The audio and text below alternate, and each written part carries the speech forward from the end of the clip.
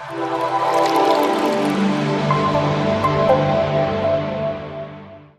next guest, Rabbi Levi Kurinsky, is originally from Brooklyn. He and his wife, Hani, moved to Melbourne in 2003 and set up their first Chabad house in 2005. In 2013, they set up an early learning center in St Kilda known as Aleph ELC, which provides early education from ages of 6 months to 5 years. They also run their Chabad house in Brighton, providing community outreach, educational and traditional events and activities.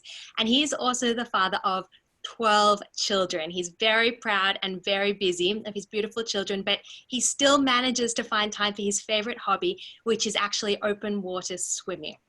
Rabbi Levi, welcome. It's great to have you here.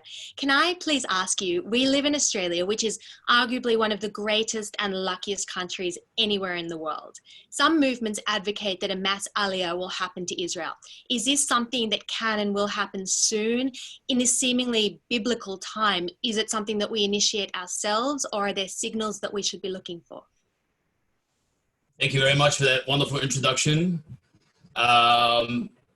To answer your question as best as I can, firstly, let's take a step back. I'd like to first, it occurred to me just recently that the fact that I have this topic of the mass Aliyah, otherwise known as ingathering of exiles, has a particular relevance to myself unknowingly until I embarked on this journey, which is that, as was just mentioned, we have 12, blessed with 12 children, and we know that the tribes of Israel are also number 12.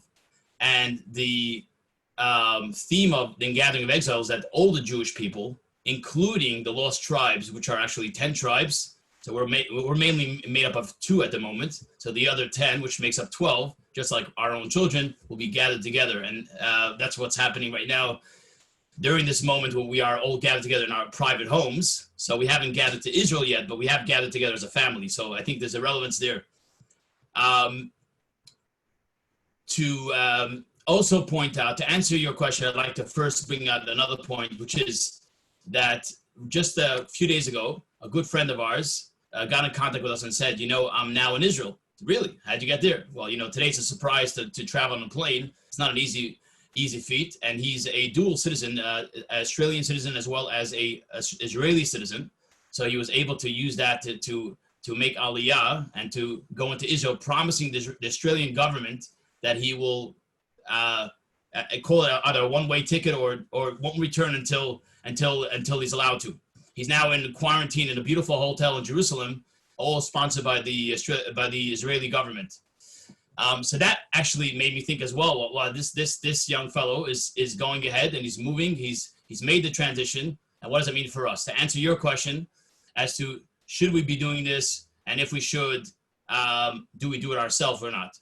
So, to the first point, as far as is it going to happen? Yes, absolutely. It's something that it's promised all over the Torah, all over Tanakh, many sources, that this will be one of the major events happening in the coming of Mashiach, which is the unity of the entire Jewish people from all 4 corners of the earth, as it's called. As far as how it's going to happen, let's let that speak for itself as we go on the next few minutes. So as I said, there are many sources in the Torah about this.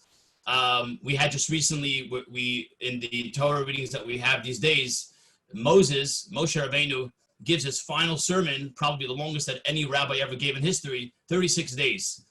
He gave before his passing. And in that speech, in that sermon, he also mentioned regarding the ingathering of the exiles, that they're going to the Jewish people, God will return his captives and we will return to the land of Israel. So we have that statement from our first Jewish leader, Moshe Rabbeinu. And then we look into prophets. Prophets have it all over the place. Ezekiel, Jeremiah, and Hosea all mention this, all talk about this, the ingathering of exiles. It's definitely, it's scattered all over the place. When we take a closer look to see how exactly it's going to happen, so there are some clues, there are some information that we can gather. One of which is there are 2 sources, at least a number, but 2 that I can think of, that mention the shofar gadol, the great shofar, the great sounding of the shofar. I'm sure everyone's familiar with what a shofar is. We blow that on Rosh Hashanah, a traditional object that we use. It's coming up quite soon. But here it mentions the great shofar. What is this great shofar? Are we talking about a physically large shofar? Well, the Medrash tells us that there is a large shofar that began with the story of Abraham and Isaac, the binding of Isaac, the famous story where Abraham was given the most difficult test to take a son as an offering, which later turned to be not the case, but just a test for him. And then they replaced it with the ram, which had 2 horns. The smaller of the 2 horns was later used for Mount Sinai, as we have here Sinai down under, so Mount Sinai.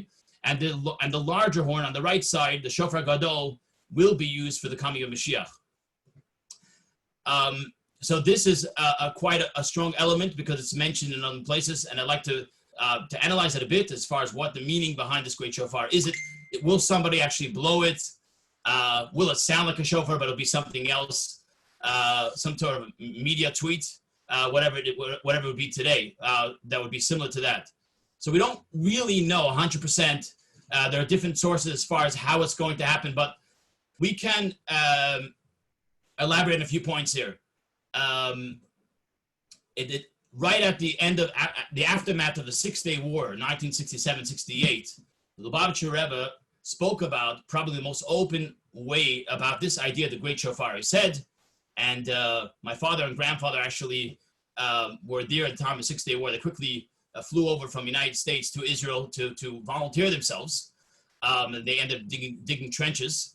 And then that was a great miracle that happened. Everyone was mesmerized and amazed, the world and the Jewish people, that this was absolutely an outstanding miracle. 6 days, they were completely surrounded by enemies. There was no way strategically, practically, naturally that we would be able to overcome it, not in the way that we did. And it happened. It was a great miracle. And that was, the Rebbe described as the shofar gadol, a great sounding of a shofar. It was a wake-up call. And it was. Many people returned to their roots at that time. This is before my times, but this is what I hear. And people did get closer to Judaism and wanted to know more about this, seeing this open miracle. The Rebbe actually takes us a step backward and says that there was a previous time as well that there was a great shofar, which only became known recently to myself as I was studying it for this lecture today, that the prophets actually mentioned, there's 2 references in the prophets, 2 different prophets, Jeremiah and Isaiah, regarding the great shofar. And the first one is actually says it'll be a ruach teiman. It'll be a wind, a southerly wind will come and will blow very very powerfully.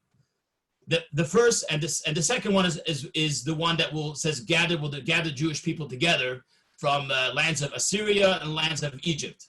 So the first one, it's explained, is the first shofar gadol and it had happened during the World War II, when unfortunately Jewish people went through terrible tragedies and the world as well, and that was a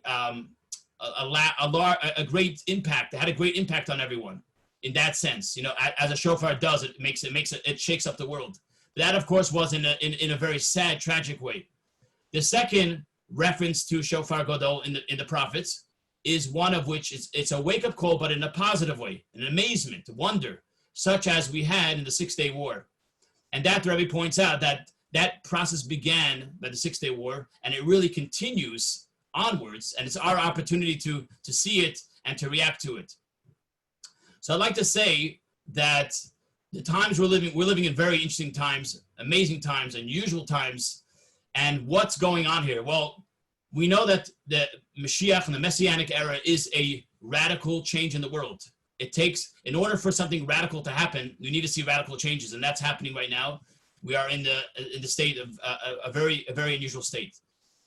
What we can say is that we are having this. There is an inner awakening, a wake-up call. People are seeing that the economy is not the same, education is not the same, holidays and luxury is not the same. Wherever you look, something's changed for everyone. And when there's times of change, the best thing to do is look inside and see to ourselves what is going on. What is the bigger picture? What does the Torah say about this? And what does it mean to us? So what we can say is that the great shofar is the fact that we are, as mentioned in the beginning, I have my 12 children at home, and everyone else has their families and friends, and everyone's in their homes. So we are gathered together in our own private homes, and the planes are sitting idly, ready for takeoff. So in that sense, the stage is ready. Just to finish off the last point, that regarding what the message I think we can take from this. The prophets tell us that the great shofar will awaken those that are dispersed in the lands of Assyria, and those that are lost in the Eretz Mitzrayim, the land of Egypt. And Kabbalah Chassidut explains to us that these two geographic locations has a deeper meaning. Because today, we don't have that many Jews in Assyria or in Egypt, but rather what it means is a deeper meaning behind it. The word Ashur, in English, Assyria, comes from the word Ashrei. Ashrei means happiness, joy.